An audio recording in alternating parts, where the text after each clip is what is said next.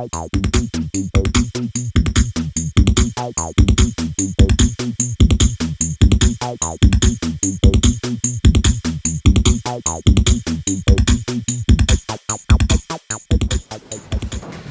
so what I'm going to do is attempt to bring in, I might call them more conventional technologies, and by that I mean this is very, very cutting edge, and even iPad and the type of music technology I hear, it might be 4 or 5 years old. So I'm calling that traditional technology now. But the idea is we're going to have a jam, and I'm going to introduce you to a few instruments that I like and that I'd like you to join me. So I'm just going to turn these on and just go through them, just give you a little idea of what they sound like. Some of them will be familiar to you. Okay, so let's start with the iPad. Has anyone seen this app? Bebot. Yep. Okay, so we can just play it with our finger, and there's some lines on it which will allow us to basically understand that it's in a scale and we can regulate that our fingers play certain notes. But there's no reference point, no traditional reference point. If you're looking for notes, there's none there. If you're looking for keys or anything that you think is familiar, it's gone. Will this worry children? I suspect not. Will this worry educators? Yes. Okay, so I'm going to hand this to someone in a minute to play. Okay, so you can start feeling the fear. And this is an important part of what we're describing here. Share our pain. Yes. So, all I'm going to do is go like this.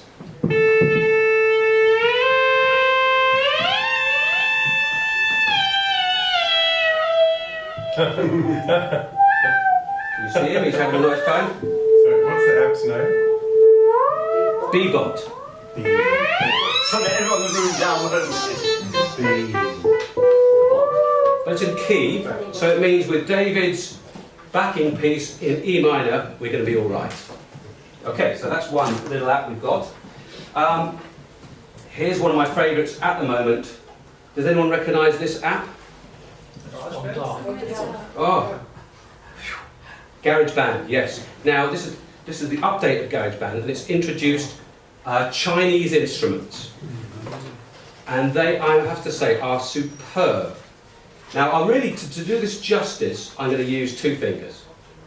I know that's not what I normally do. I'm usually a one-fingered musician. But because here they've introduced some, if you like, some tools that will allow us to play it more musically. So, I think I'm going to have to, well, let me try. Let's see. Oh, that's a bit quiet.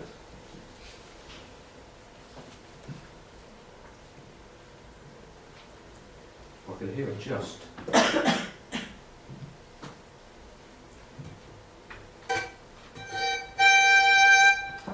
Problem solving is such an important part of working with technology. Okay, and again, if we're talking about teachers, there is that, it's not working. I've got it all planned, it's not working. This happens all the time. Every conference I play at, every school. Yeah, we were doing that outside. So, this is an erhu. And I was chatting to a guy from Singapore just this morning, and I was showing him this, and he said, yes, I play one. He said, but I like this as well. So here we go.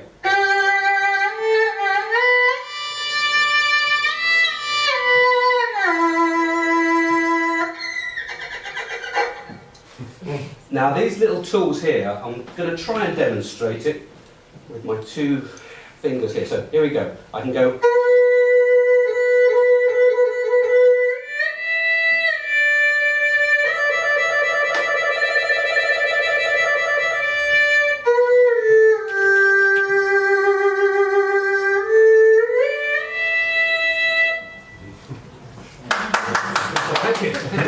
So, a traditional Chinese instrument, and I'm being able to play it, accessing it through technology. And I get so excited about that.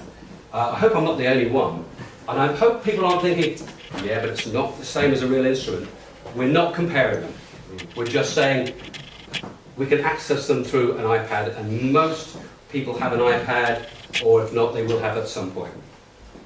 Here's something that Korg's come out with. The Korg have been around for years and years and years, This is called Gadget, Lots of crazy things happening on the screen, which I don't really understand, I have to say, but children will work out, students will work out, because they love it, they'll find out, what does this do, what does that do? They're not afraid to mess it all up, and even with coding, the little quote was, you know, it broke, and then I reloaded it, and I tried again.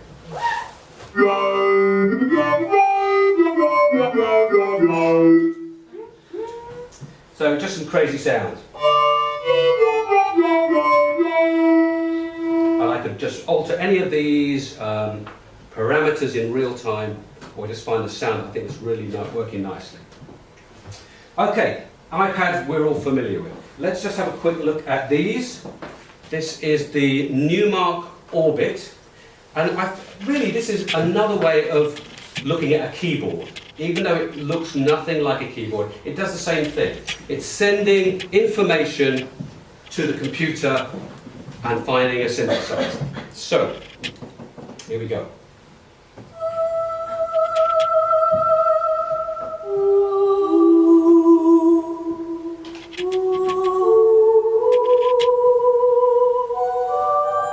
And the beauty of this is I just put in the notes that we're going to use for the E minor.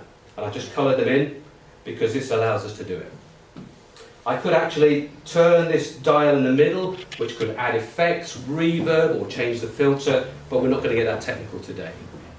We can move around, and I can hand this to somebody over there and somebody over there. This is the way to make music. We've dealt with wires for years. The iPad has still got the wires, but we're getting there with the Bluetooth and the Wi-Fi.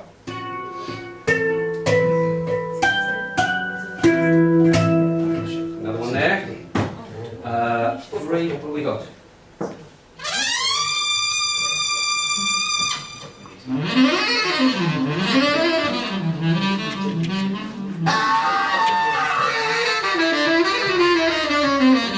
Bit of jazz, trumpet and sax. What else we got? I think that's a Suz, is it? Greek. Saz, Egyptian. What have we got?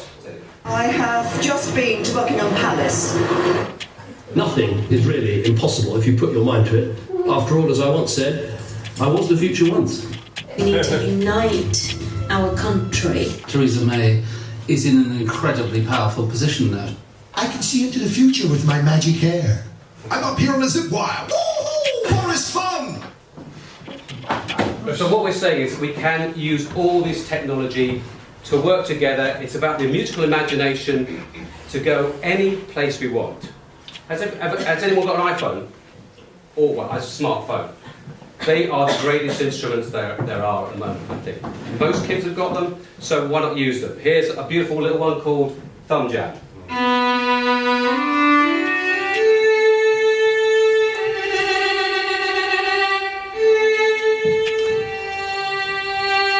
Dynamics just by moving it around. Okay, so I'm going to ask people to join in. Is there anybody here who would like to play one of these instruments? A sort of hang drum. I think even Glennie was using this. Who would come up? Yes, sir. Would you come up here, please?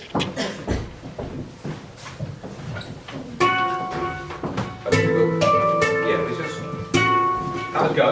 We don't understand it on the screen. No, not in the screen. Okay. Just the colour one.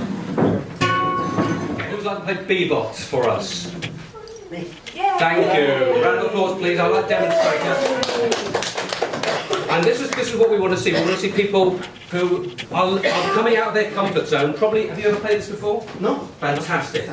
So, to see some women. yes. Just I'm happy to pay you.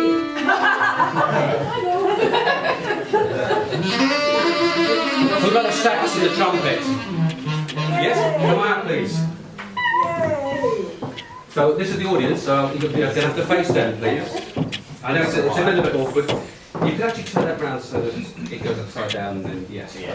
Okay. This is the sax, so if you turn around to the audience. Wait till it ends. Okay, now press another one. Sorry. And you've got lots of different samples. That's the only tone. So don't change any of those, but just play. Turn around to the audience, please. Thank you very much. We haven't got much room, have we, really? So, Just give out a couple more, Phil. I think we need to play now. I'm going to just hand this to the audience. Yes, sir. Thank you. Oh, yes, ladies.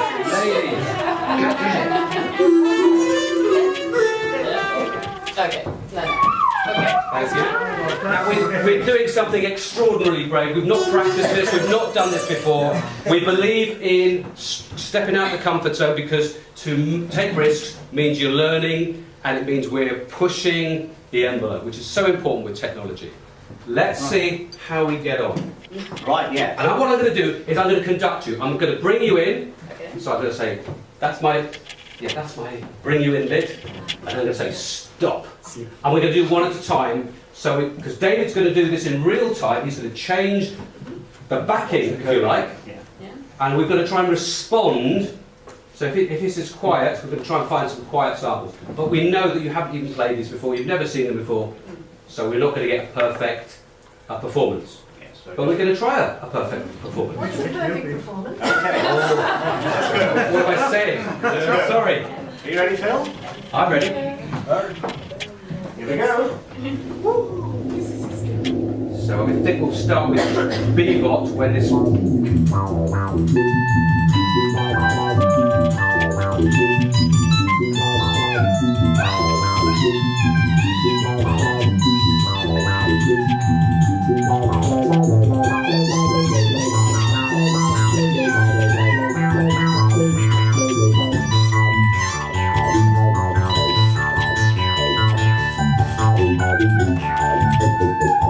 Give him a round of applause, please. That was beautiful. What a start. Okay, let's go with the trumpet and the sax.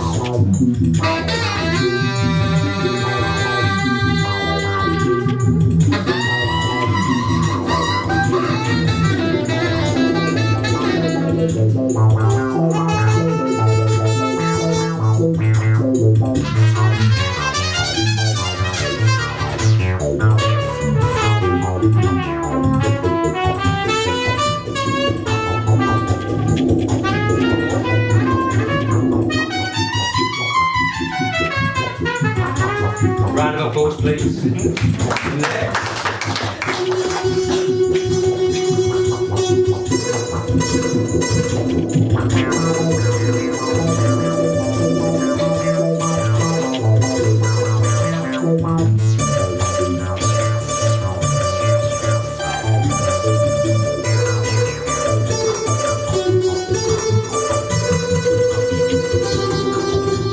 Thank you, round of applause there. Well done.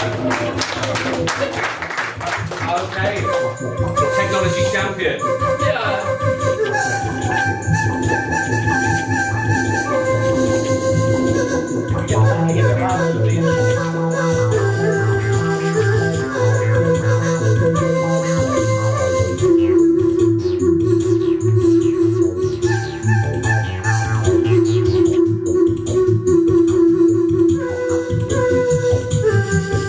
Thank you, Malachi.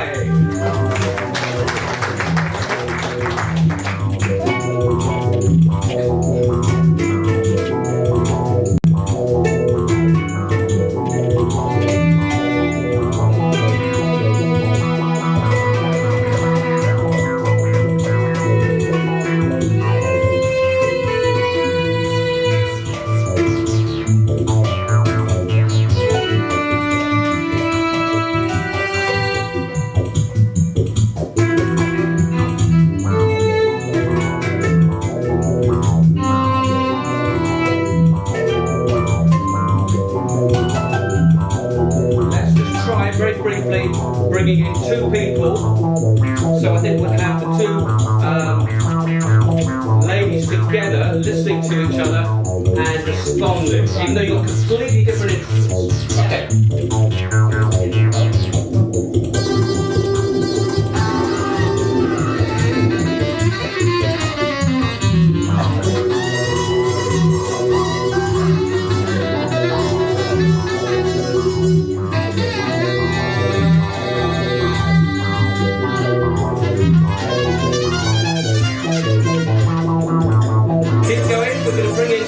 Bebot.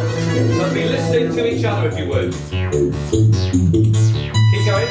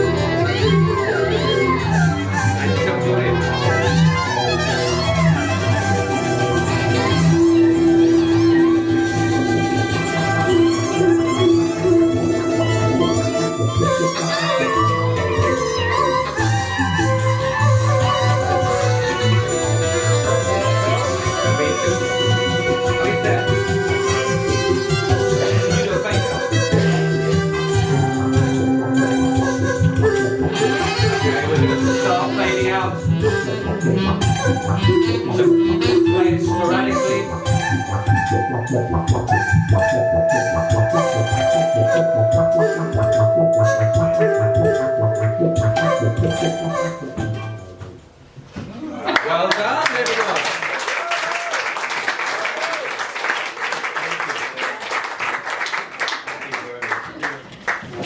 The ISME Coding Digital Orchestra has started. Can we make this a tradition? Yes. I think we should. We've got a little bit of time left. I'm sure you're bursting with questions to ask. We'll talk about the nuts and bolts type questions outside, but any sort of bigger questions? And Pam, do you want to sort of lead on this one? Just to summarise and say what you saw, what did you see? What did you recognise that was familiar and what did you recognise that was not familiar? In which case to explore that in your own practice. To see people communicate, in this way, engaging, and to see the nature of the communication was awesome. While Sonic Pi was underneath that, you could have several people playing Sonic Pi, which also soloing, soloing as well. So not to diminish the effect of Sonic Pi. Questions around any aspects of this idea that it actually involves a diverse learning pathway and different learning pathways to traditional ways of learning music. And the liveness. How did you start, how did you come up with the idea of designing Sonic Pi? Why? Yeah. Good question. The origins of that was that Carrie-Anne Philbin, who was a computer science teacher in a school, was approached by Raspberry Pi to look at how to teach Raspberry Pi. And in her school, whilst kids were excited about Raspberry Pi and how to work with it, there was a resistance from teachers and a resistance often from kids that are frightened of newness. And so Raspberry Pi said, let's think about developing something that uses music to engage and to motivate. And so the idea of Sonic Pi Live and coding was the remit of Sam Aaron, who's a programmer working for Raspberry Pi and also working in the university. And the timing was very good because the computing curriculum in the UK has changed radically. No longer are we teaching kids to do word processing and spreadsheets and all that. We're now teaching them to get under the bonnet and do programming. So computer teachers in primary and secondary schools are having to teach kids how to do programming. And this is such a good way to get into it because kids love programming, which makes results like this. So for us music teachers, it's no longer us just fighting our corner for technology music lessons. We've got the support of the computer teachers in schools, and that is a powerful lobbying force. Carrie-Anne used drama as well. They went to Carrie-Anne because she uses arts-based approaches in the teaching of computer science in her class. So she'll actually represent sleep and play and streams using drama techniques, getting kids out of the classroom, out of their seats. So it was about a computer science teacher being approached by Raspberry Pi to develop pedagogies to engage kids, and then for Raspberry Pi to say, well, I think you need to go further now that the curriculum has a compulsory subject called computer science from primary to secondary. So using music, motivation goes forward. How do you incorporate the different levels of learners? Different levels of learners? Yeah. This is like, are you talking about differentiation or progression? Progression. Okay, progression from one level to the next, yes. It occurs, interestingly, David taught Sonic Pi very differently to, that's one way. It's working through an assumption that we understand. When you say E, we know what he means by E and a third and a chord. But actually starting just from the language of play, sleep, of sound and the creation of sound, and sustained sound and decay sound and attack, then working from a new language. The way is more of a conceptual one. It's actually working from music, from the sound itself, not a theoretical lesson, but working with an existing program. The question you're asking in terms of levels, if you ask a computer science teacher, how do you teach coding? The same question arises as to how you go from one level to the next, and it's more of a conceptual, working with concepts around coding, and the music follows. The answer is a complex one, as my final point is to say, are you teaching coding or are you teaching music? So I have to answer the question, if I was teaching music, then you would work, I believe, from a piece of music and start to change the coding and work from one element to another. That's one approach. But there's multiple. So there's multiple ways, as creative as a teacher wants to be, or actually we let the kids loose with this stuff, and they just, they flew, or they got stuck, or they got help from their teacher, or from the students that were next to them. So I think there's multiple pathways. Some of those are on the website. We're going to have to finish there, but if you want to continue the conversations with us, that's how to get in touch with us, okay? So it's to do with using it in classroom with kids. It's me you want to talk to. It's the wider technology dimensions to working with this. Phil's your man. If it's the research and pedagogy, Bernard. Thank you ever so much for working with us today. We hope you enjoyed the session. We will hang around outside for a few minutes if there aren't any other specific questions. Happy to do that. Thank you ever so much.